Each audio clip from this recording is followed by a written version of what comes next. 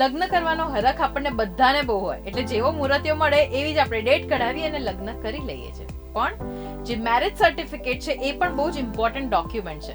પણ સમય જતાં આપણી પાસે ટાઈમ નથી હોતો અને એક 2-3 વર્ષ થઈ જાય છે લગ્નને, તો પણ એ આપણે સર્ટિફિકેટ નથી કઢાવતા. પણ હવે ઘરે બેઠા બેઠા ઓનલાઈન પણ તમે મેરેજ સર્ટિફિકેટ કઢાવી શકો છો. પણ ક્યાંથી, કઈ સાઇટ ઉપરથી, શું છે એની પ્રોસેસ, એ જોઈએ આજના વિડીયોમાં.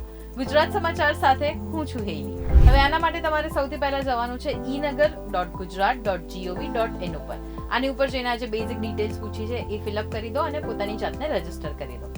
હવે શરૂ કરીએ એની પ્રોસેસ. હવે ફરીથી ફર્સ્ટ પેજ ઉપર જઈને લોગિન કરી લો. હવે જે નગરપાલિકા વિસ્તારમાં તમે લગ્ન કર્યા હોય એ સિલેક્ટ કરી લો અને પછી તમારી જે પર્સનલ ડિટેલ્સ અહીંયા પૂછી રહ્યા છે એ ભરી દો. હવે ઉપર આ જે 3 લાઇન્સ દેખાય છે એની ઉપર ક્લિક કરો.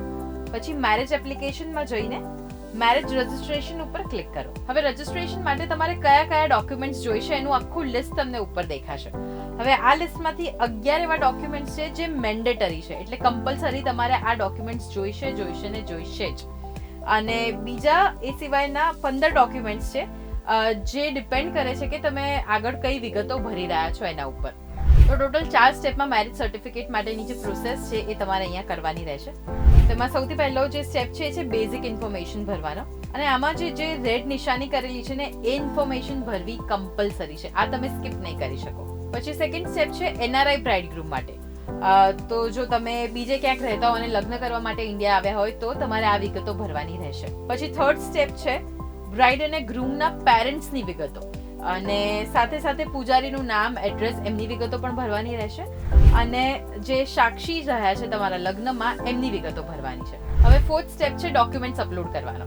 તો જે 11 મેન્ડેટરી ડોક્યુમેન્ટ છે એ તો તમારે અપલોડ કરવાના જ છે. અને પછી તમે જે પ્રમાણે વિગત ભરી હશે એ પ્રમાણે તમને કહેશે કે આ ડોક્યુમેન્ટ્સ તમારે જોઈશે. તો ડોક્યુમેન્ટ્સ કયા ફોર્મેટમાં હોવા જોઈએ, ડોક્યુમેન્ટ્સની સાઇઝ શું હોવી જોઈએ એ પણ અહીંયા નીચે મેન્શન કરેલું છે, તો એ ચોક્કસથી ધ્યાન રાખજો.